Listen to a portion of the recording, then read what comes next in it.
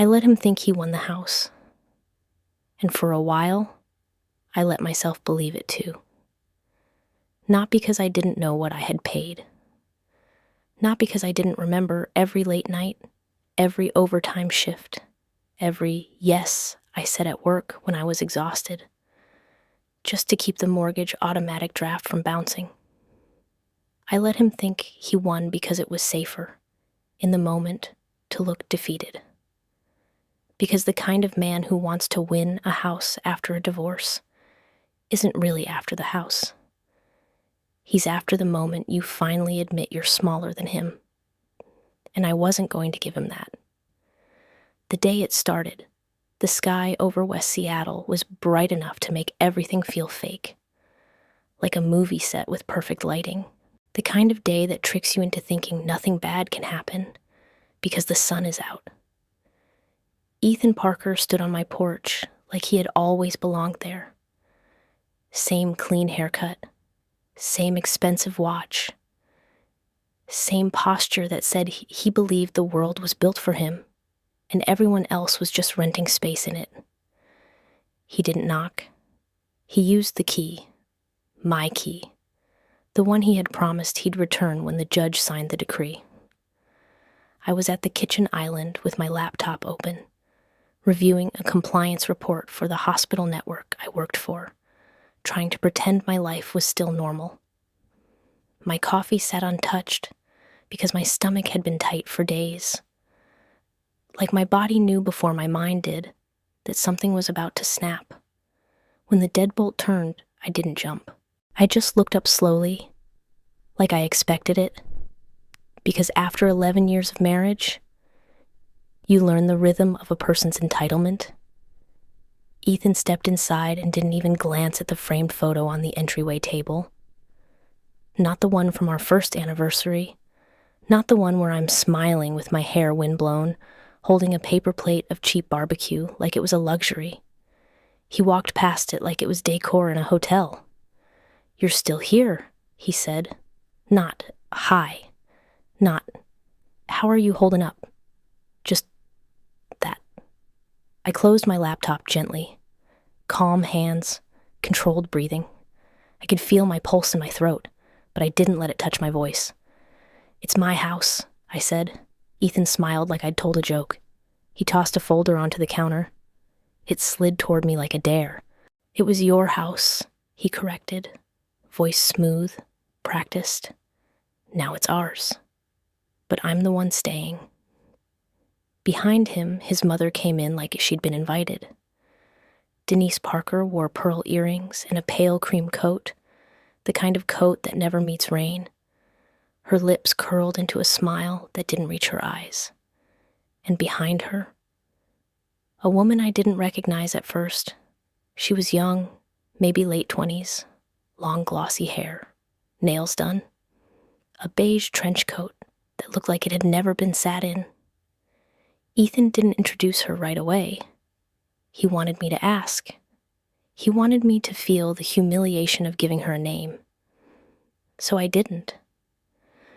Denise looked around my kitchen like she was inspecting an Airbnb. "Well," she said, tapping a finger lightly on the counter, "at least you kept it clean." I stared at her. My hands stayed flat on the island. No shaking, no visible reaction. "You can't just walk in here," I said. Ethan leaned his hip against the counter, totally relaxed, like this was a business meeting he'd already won. "Sure I can," he said. "I have rights." My chest tightened, but my mind stayed clear. Because I'd been expecting him to try this. I just didn't know how fast he would. "Tell me what you think you're doing," I said. Ethan flipped open the folder and slid out a document. "Temporary occupancy agreement," he said. "Part of the settlement." I didn't reach for it yet. I'd learned not to grab things from him, not to react too quickly. I just looked at it. Then I looked at him. "You're not on the deed," I said. Denise let out a soft laugh, like I was adorable. Ethan's eyes narrowed, just slightly. The smile stayed, but the warmth disappeared. "You really want to play that game?" he asked. I held his gaze. "I don't want to play any game," I said. "I want you out of my house." That was the moment the young woman stepped closer. She wasn't smiling. She wasn't gloating. Her expression was neutral, like she was trying to look supportive. But her eyes kept flicking around the kitchen, to the backsplash I'd chosen, to the hardwood floors I'd refinished myself, to the window seat I'd built with a contractor 2 summers ago. She was measuring the space, claiming it in her head. Ethan finally turned toward her, one arm sliding around her waist, with a casual intimacy that felt intentionally placed, like a weapon laid on the table. "Oh," he said almost lazily. "This is Tessa." "Tessa." She gave me a small nod. "Hi," she said softly, and I understood instantly. Ethan had brought her here for one reason, not to introduce, to invade. Denise watched my face like she was waiting for me to crack.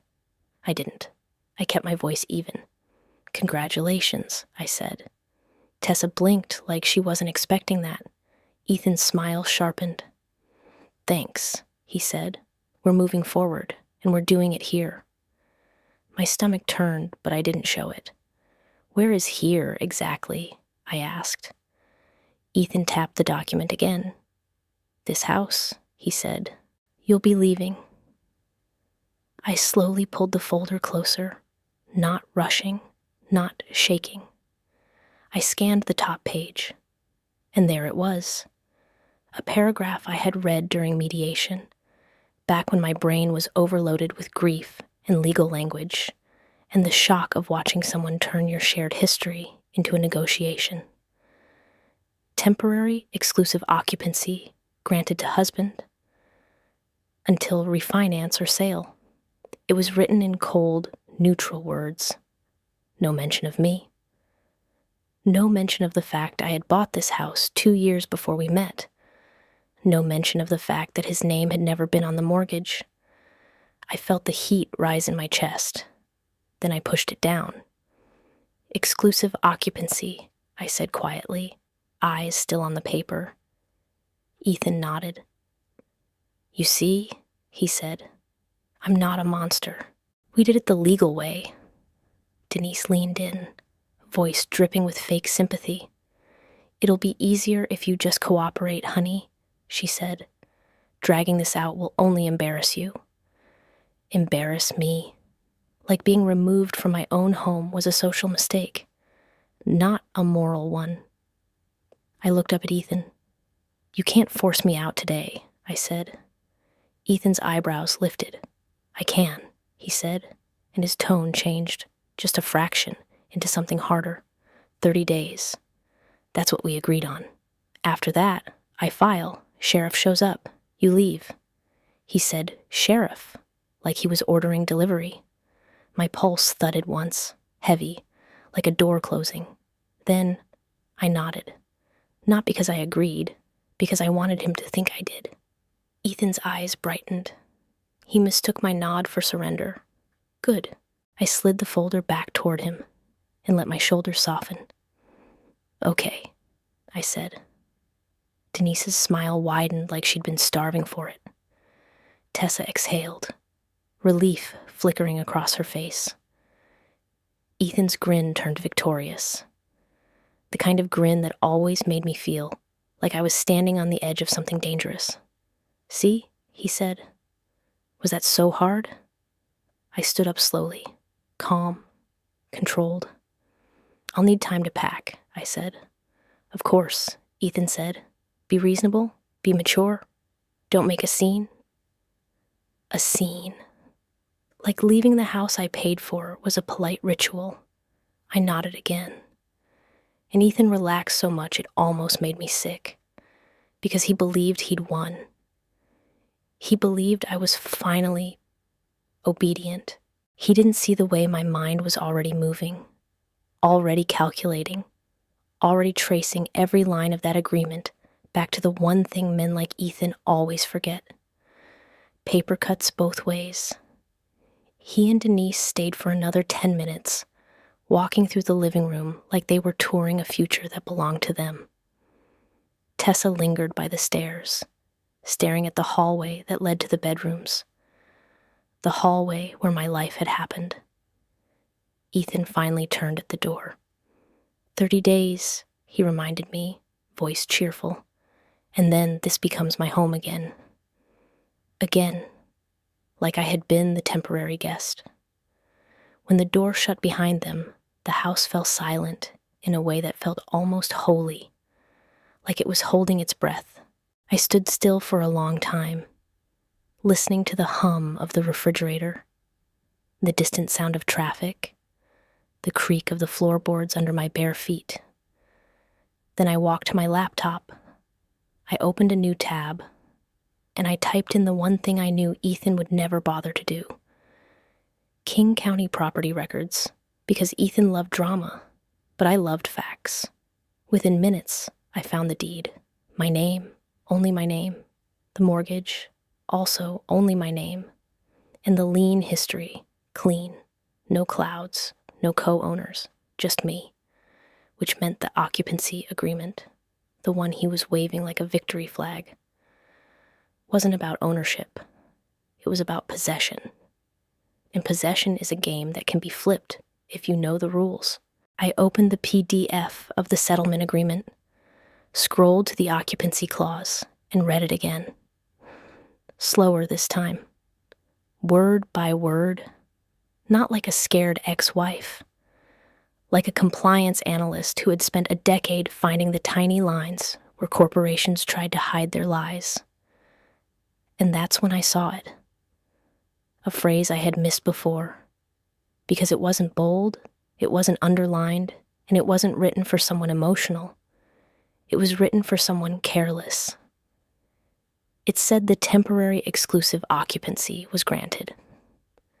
Provided husband remains current on all agreed obligations, including but not limited to spousal support and shared debt allocation, and provided no material misrepresentation occurs.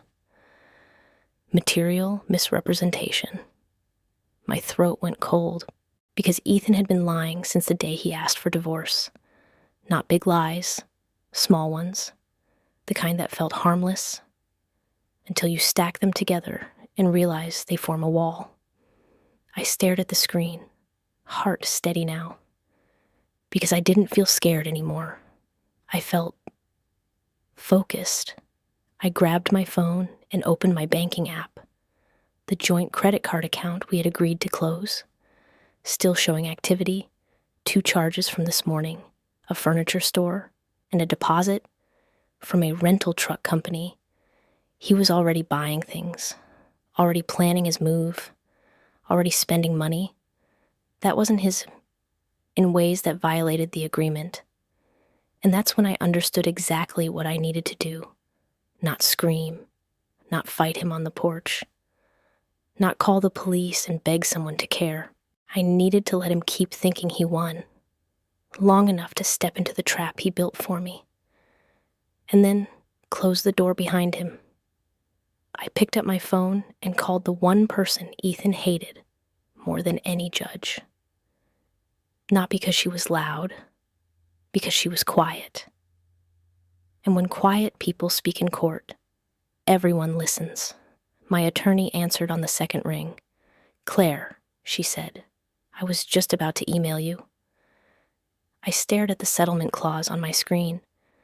"Ethan came to the house," I said, voice calm, "with his mother and a girlfriend." There was a pause, then softly, "What did he do?" I breathed out slowly. "He told me I have 30 days to leave," I said, and I told him, "Okay." Another pause, this time longer. Then my attorney said the words that made my pulse finally spike. Not with fear, but with something sharper. "Good," she said. "Now tell me everything he touched." And I smiled, just a little, in the quiet of the kitchen. Because my attorney understood what Ethan didn't. Sometimes, the fastest way to win is to let someone else celebrate first. My attorney's name was Dana Reeves, and she never raised her voice. That was what made her terrifying. She didn't fight like a person trying to prove something. She fought like a person who already had the receipts and was simply deciding when to show them. Start from the beginning, Dana said. Every word, every document, every threat. So I told her. I told her about Ethan using my key, about Denise walking into my kitchen like she owned the air, about Tessa's quiet little hi, like she wasn't standing in the middle of someone else's life. Dana didn't interrupt. She just listened. And when I finished, she asked one question. "Did he put anything in writing?" she said. I glanced at the folder still sitting on my counter, like it was a snake that hadn't decided whether to bite. "He left a copy of the occupancy agreement," I said. "No," Dana corrected gently. "Did he text you, email you, anything that confirms his timeline or his intent?" I opened my messages and scrolled. There it was. A text from Ethan, time-stamped 3 minutes after he left. 30 days. Be out by March 15th. Don't make this ugly. I read it twice. Then I forwarded it to Dana. Donna's tone didn't change, but I could hear the shift underneath it, the way a storm shifts the air pressure before you see the clouds. "Okay," she said. "Now check the spousal support payments." My stomach tightened again, because we had agreed on a number, a fixed amount, automatic transfer, clean and simple, on paper. I logged into my account, and my throat went dry. The payment that was supposed to hit 2 days ago hadn't. There was nothing pending, nothing processing, nothing. "He didn't pay," I said quietly. Dana exhaled like she'd been waiting for that. "Then he's already in breach," she said. "And that clause you just found, the one about remaining current, matters." I looked around my kitchen, and for a second I saw the house the way Ethan saw it, not as a home, as a trophy, as leverage, as an object he could move people around with. "I don't want to get dragged into another court fight," I said, and I hated how small that sounded even though it was honest. Dana's voice stayed calm. "You're not dragging yourself," she said. "He is. You're just refusing to be pushed." I swallowed. "What do we do?" Dana paused. Then she said, "We let him keep thinking he won, while we document everything." Document. That word steadied me, because that was my language. Evidence, timestamps, patterns, material misrepresentation. "All right," I said. Dana gave me a list like she was handing me a checklist for survival. "First," she said, "change nothing yet. Don't lock him out. Don't confront him. Don't warn him. Let him keep moving forward." My skin prickled. "You want me to let him move in?" I asked. "I want you to let him attempt to move in," Dana corrected. "Second, install cameras if you don't already have them." "I do," I said. "Doorbell cam, backyard, garage." "Good," Dana said. "Download all footage. Keep it backed up." I nodded, even though she couldn't see me. "Third," Dana said, "pull your credit reports today, all 3. We need to see if he opened anything new." My heart thumped once, because a year ago I would have said Ethan would never do that. But a year ago, I didn't know he was capable of walking into my kitchen with a girlfriend like I was furniture. "Okay," I said. "And fourth," Dana said, "check the shared debt allocation. Any joint cards? Any accounts he promised to close? If he's charging new items, he's creating new shared debt under the settlement. That's another breach." I pulled up the credit card activity again. 2 charges, furniture store, and a deposit for a moving truck. He wasn't just preparing. He was building a paper trail that said, "I'm moving in. She's moving out. This is mine now."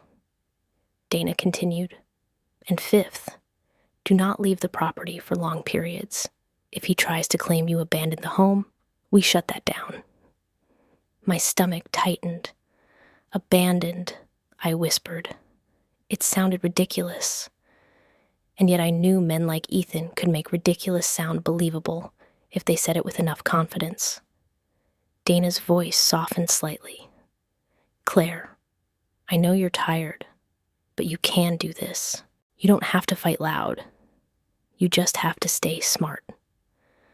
After I hung up, I stood in the kitchen for a long time, looking at the light on the hardwood floors. Then I started moving, not packing, not surrendering, preparing. I opened a folder on my laptop and named it Ethan Breach. Inside, I created subfolders, texts, payments, credit, footage. I felt a strange calm settle over me, like my brain had finally stopped grieving and started building. That night, I didn't sleep much. At 2:14 a.m., my phone buzzed, a credit monitoring alert, new inquiry. My heart lurched. I opened it, a lender, home improvement financing, and the inquiry was tied to my social security number. I stared at the screen, heat flashing through me so fast my hands actually trembled. Ethan. He was trying to finance renovations, on my credit, for my house, while telling me to leave. Material misrepresentation, shared debt allocation, breach. It wasn't one thing. It was a pattern, and patterns are what courts understand. I forwarded the alert to Dana immediately. Then I pulled all 3 credit reports like she told me. One report showed a new account attempt, not yet opened but initiated. Another showed a soft pull from a second lender. He was shopping, with my identity. I sat back in my chair and stared at the wall. And in that moment, something inside me snapped. Not in a dramatic way, not in tears, in clarity. Ethan wasn't just trying to win the house. He was trying to erase me from it. Like I had never been the one who signed the closing documents. Like I had never been the one who wrote checks for the roof repairs. Like I had never been the one who held his hand when his father died. He was rewriting history because he believed he could. I didn't cry. I opened my bank account again. I printed the last 6 months of statements, spousal support payments, inconsistent, one late, one partial, one missing. Then I printed the joint credit card activity, charges that weren't mine, the moving truck, the furniture. Then I downloaded the doorbell footage from that afternoon. Ethan entering with the key, Denise behind him, Tessa following, all of it, crystal clear. Then I waited, because Dana had said something important. Let him attempt to move in. Let him build his own case against himself. The next day, Ethan texted again. I'm bringing a contractor Friday to measure the upstairs. Measure, like the upstairs was already his. I stared at the text. My thumbs hovered over the keyboard. And I did what Ethan never expected. I replied calmly. Okay, I'll be here. No fight, no argument, just okay. Friday came and the sky was gray and low, a Seattle drizzle that made everything feel damp and heavy. At 9:03 a.m., a white van pulled into my driveway. A man in a hoodie got out with a clipboard, then Ethan's black SUV, then Denise's beige Lexus, and then another car, Tessa's. I watched through the window without moving. The doorbell cam caught everything. Ethan walked up first, smiling like he was walking into his own living room. He didn't ring. He used the key again. The deadbolt turned, the door opened, and he froze. Because I was standing right there, not in pajamas, not disheveled, not broken. I was dressed like I was going to court, black slacks, white blouse, hair pulled back, earrings simple, and behind me, On the kitchen island was the folder, neat, organized, prepared. Ethan blinked, then recovered quickly. "Hey," he said, too cheerful. "Good. You're here." Denise stepped in behind him and looked at me like she was annoyed I hadn't evaporated. Tessa followed, eyes darting nervously. The contractor hovered at the doorway like he wasn't sure if he was walking into a renovation or a hostage situation. Ethan waved him in. "Just quick measurements," Ethan said. "We're going to open up the master bath, make it more modern." He said "we," like I wasn't standing in the house at all. I smiled politely, the kind of smile you give someone at work when you already know they're lying. "Before anyone measures anything," I said, voice calm, "I need something in writing from you." Ethan's smile stiffened. "In writing?" he repeated. "Yes," I said. "A confirmation that you are current on spousal support and that you're not using my credit or my identity to open new accounts." The contractor looked up sharply. Denise's eyes narrowed. Tessa's face drained a little. Ethan let out a laugh. Too loud, too fake. "Claire," he said, stepping closer, lowering his voice like he was talking to a child, "don't do this. We have an agreement." "We do," I said, "and you're in breach." The word landed heavy. Ethan's smile twitched. Denise leaned forward. "What is she talking about?" she snapped. Ethan shot her a look like, "Not now." But I wasn't done. I slid my phone across the counter and tapped the screen. A screenshot of his text. 30 days. Be out by March 15th. Then, the bank statement showing the missing payment. Then, the credit alert. Then, the furniture charge. Then, the moving truck deposit. I didn't shove it at him. I just placed it there, like evidence on a table. Ethan glanced at it, and for the first time, something flickered behind his eyes. Not guilt, calculation, because he realized I wasn't playing the role he had written for me. "You went through my finances?" he snapped. "No," I said, still calm. "I went through my finances, the ones you were supposed to contribute to, the ones you're using without permission." The contractor shifted his weight, uncomfortable. Tessa took a small step backward, like she was trying to make herself invisible. Denise's mouth tightened into a line. Ethan leaned in, voice low and sharp. "You're trying to sabotage me," he hissed. I met his gaze. "No," I said. "I'm documenting you." Silence, just a beat. Then Ethan straightened and put his smile back on, like he could paste it over the moment.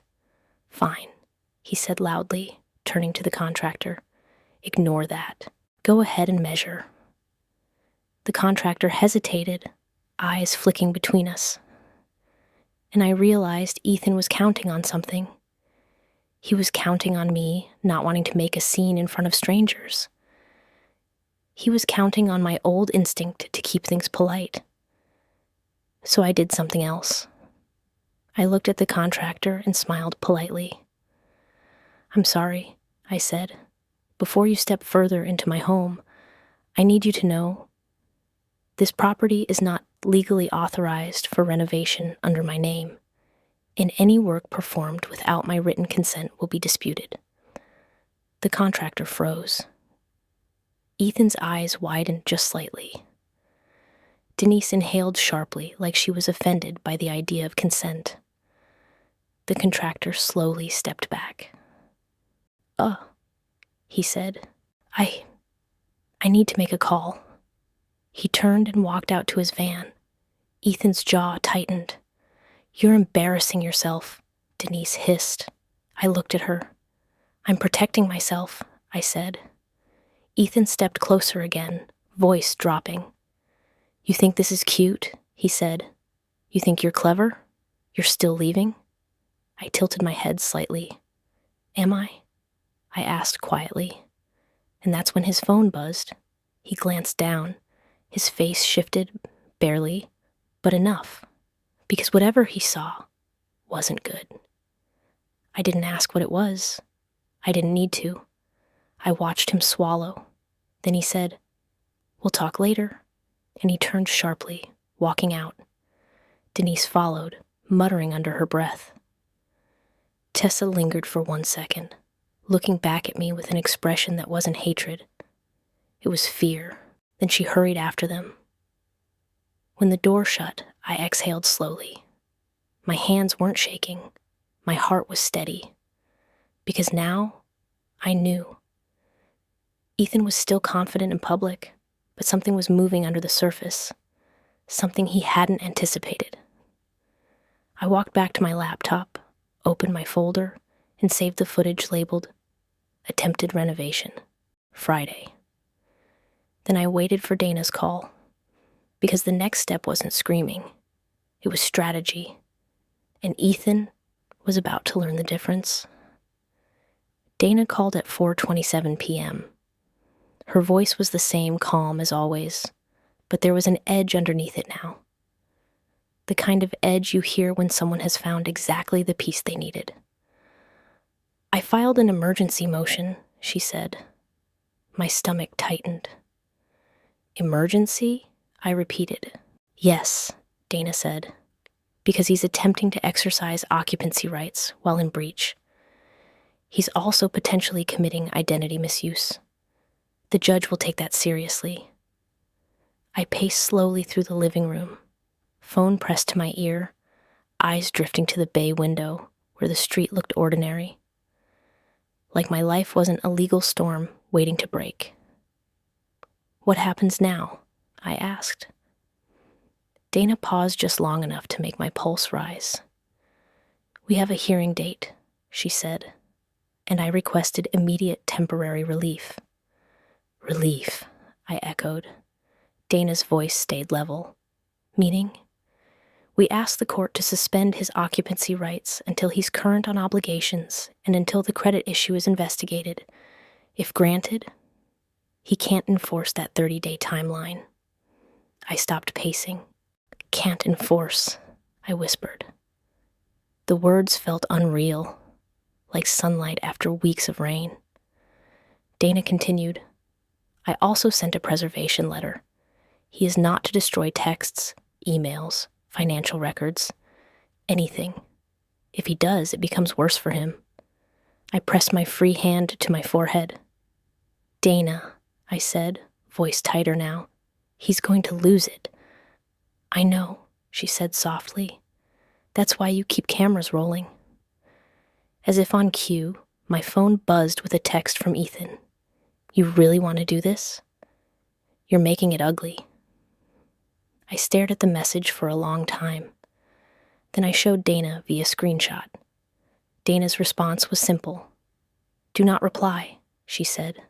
"Let him talk. Let him dig." So I didn't reply. That night, Ethan didn't come, but at 10:13 p.m., I received an email notification from my bank. Password reset attempt. Then another. Then another.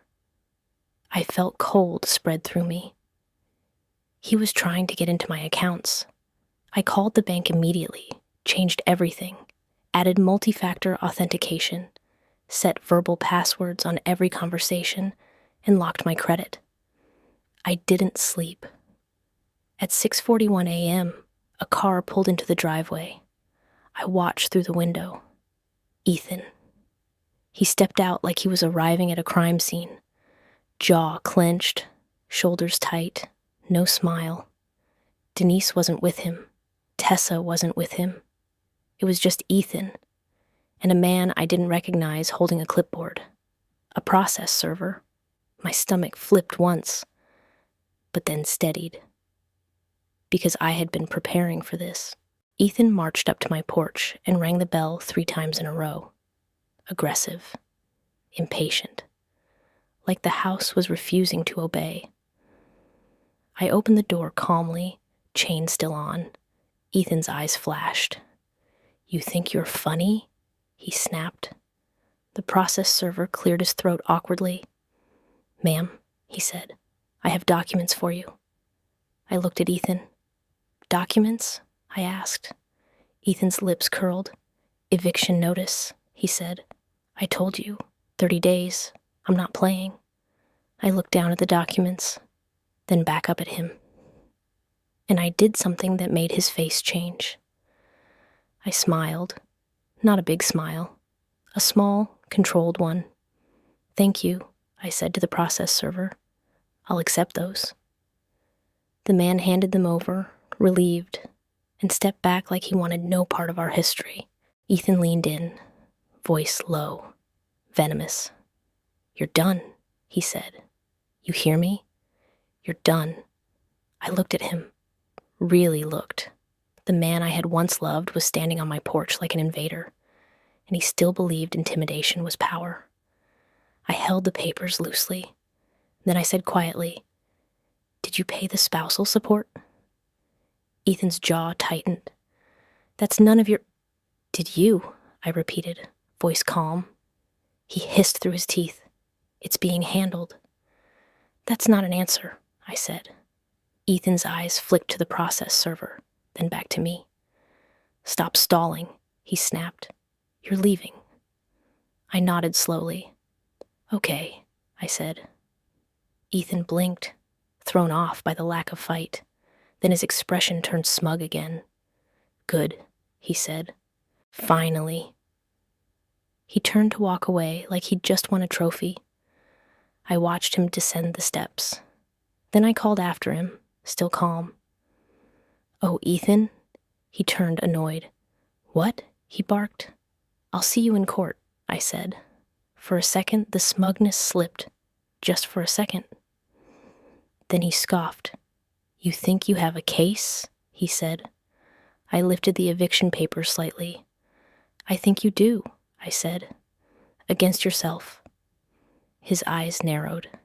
Then he spun and walked to his SUV, slamming the door hard enough to rattle the glass. I closed my door gently, slid the chain off, and locked it. Then I placed the eviction notice on the counter, next to my evidence folder, like it was just another document in a long file. 2 days later, we were in court. Not a dramatic courtroom like TV, a family court courtroom with beige walls, fluorescent lights, and rows of tired people clutching folders like lifelines. Ethan sat at the respondent's table in a navy suit, posture perfect, jaw tight. Denise sat behind him, face stiff with rage. Tessa wasn't there. That told me more than any testimony could. Dana sat beside me, calm, composed, flipping through a binder thick enough to be a weapon. When our case was called, the judge looked exhausted before he even looked at us. He adjusted his glasses. "Mr. Parker," he said, scanning the file, "you are seeking enforcement of an occupancy clause and initiating eviction proceedings. Is that correct?" Ethan stood, confident. "Yes, Your Honor," he said. "My ex-wife is refusing to vacate the marital residence despite the settlement agreement." The judge glanced at me. "Ms. Parker," he said. "Your response?" Dana stood smoothly.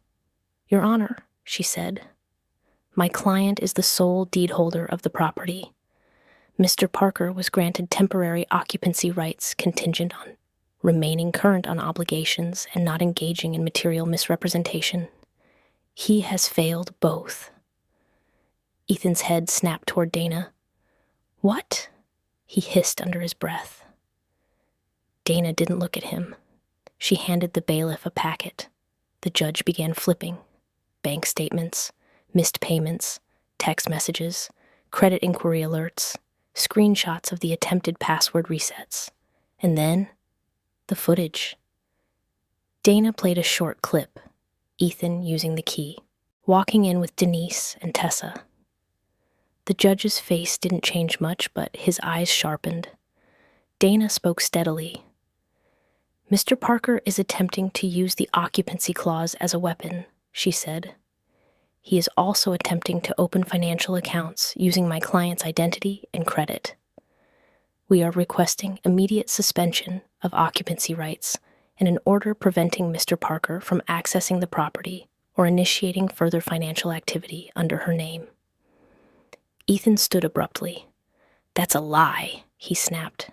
"She's twisting everything." The judge raised a hand. "Mr. Parker," he said firmly, "sit down." Ethan hesitated, then sat, jaw clenched so tight I thought his teeth might crack. The judge looked down at the documents again. "Mr. Parker," he said slowly, "did you make the spousal support payment due on February 12th? Ethan's mouth opened, then closed. Then he said, "It was delayed." "Delayed," the judge repeated, unimpressed. "Meaning, not paid." Ethan's voice rose. I'm changing banks." The judge cut him off.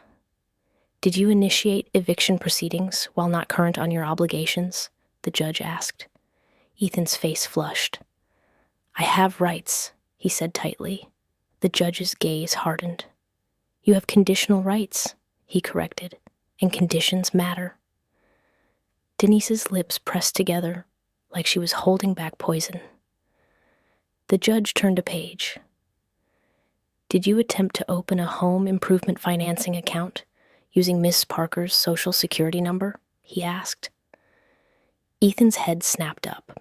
"I didn't," he started. Dana spoke calmly.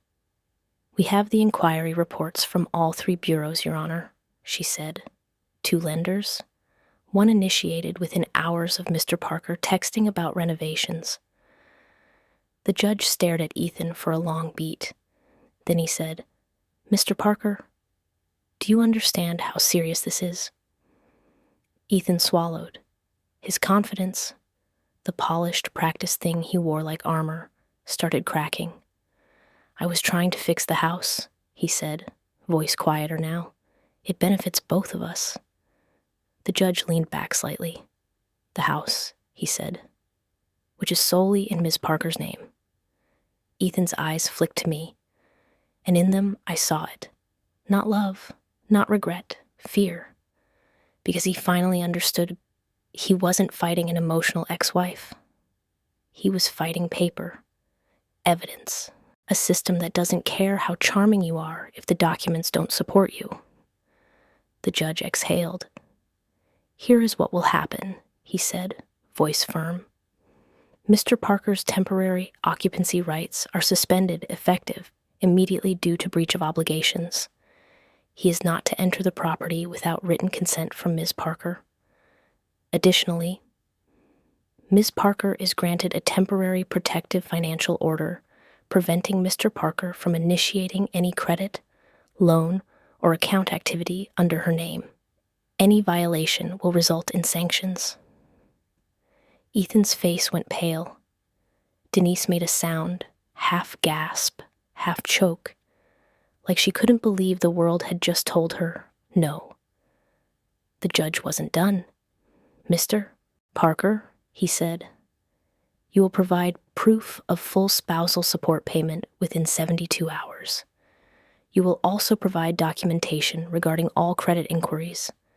Failure will result in further action." Ethan's hands clenched into fists on the table. Dana sat down calmly, like this was the expected outcome. I sat still, heart pounding, but not from fear, from something that felt like gravity shifting back into place. The judge looked at me briefly.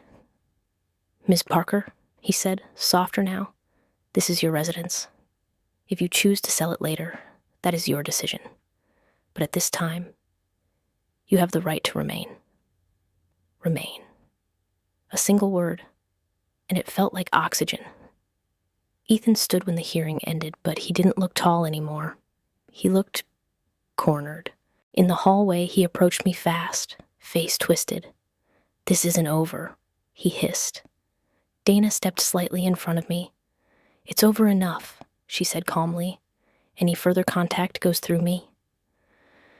Ethan glared at her, then at me, and for the first time, he looked smaller, because he had come in believing he could win by force, by intimidation, by making me feel ashamed. But the truth was simple. He didn't lose the house because I fought harder. He lost because he assumed I wouldn't read the fine print. He assumed I would panic. He assumed I would leave quietly. And I let him think he won. Long enough for him to expose exactly who he was in writing. That evening, I drove home under a sky streaked with pale winter light.